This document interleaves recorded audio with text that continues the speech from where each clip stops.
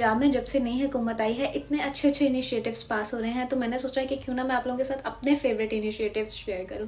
और वो ये हैं कि हेल्थ कार्ड को दोबारा से रीडिज़ाइन किया जा रहा है, उसमें नए नए फीचर्स इंस्टॉल हो रहे हैं। और यही नहीं, पंजाब के गवर्नमेंट हॉस्पिटल्स में मेडिसिन को फ्री कर दिया गया है ताकि मुल्क के गरीब तबके की इमदाद की जा सके।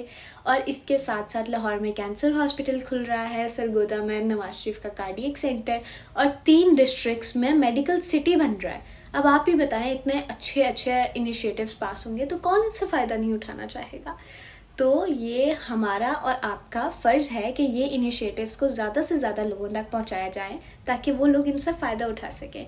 These initiatives were passed by CM Mariam Nawaz, and I really appreciate these initiatives, and at the end of the day, it's the betterment for our country.